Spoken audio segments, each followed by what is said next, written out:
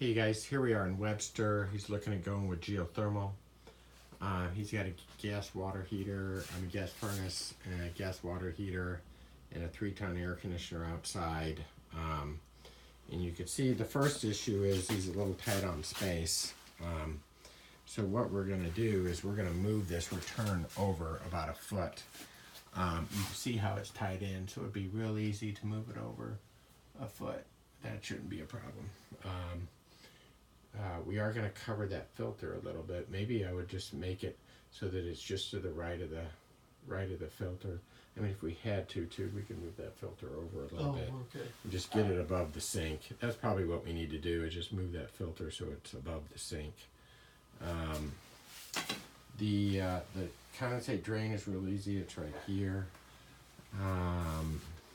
We're going to move the supply over too. And move the entire unit over to the right a little bit, because we need to make space right here for our geo split unit right in here. We do have a washer and dryer that can be moved to the right a little bit, so you can pick up another 6 inches and even a foot if we had to move that over to the right. But I think and the third thing we can do to pick up some space is get rid of all this extra space. So they got almost 19 inches between the furnace and the return drop. And with our new filter, it's going to be 6 3/4 or so. So we can pick up the rest of our space right there.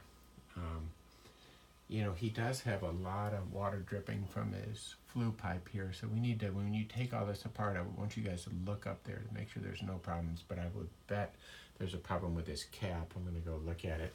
As you can see, there's water dripping out of the bottom of this flue pipe and water here. But we're going to replace the water heater. It's a really old water heater, and do another tank, preheat tank on there. It may be better, and I don't know if you could afford the room, is to put both tanks here and here, over there.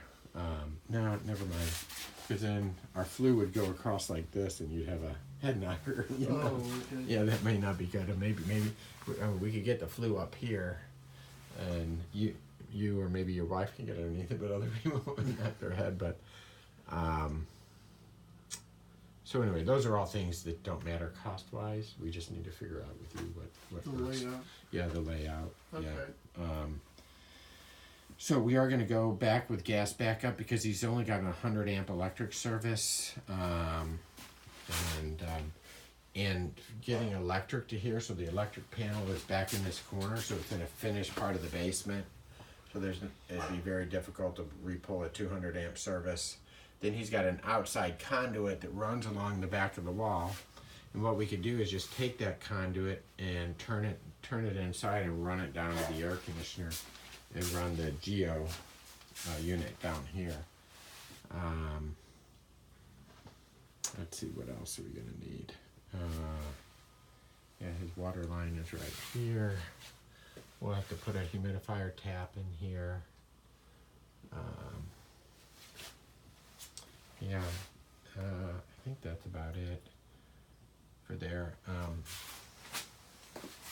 There's a little room behind the unit, so maybe moving the unit back as much as we can, because he's really tight on space, would be a good thing. So, you guys are using what's up here.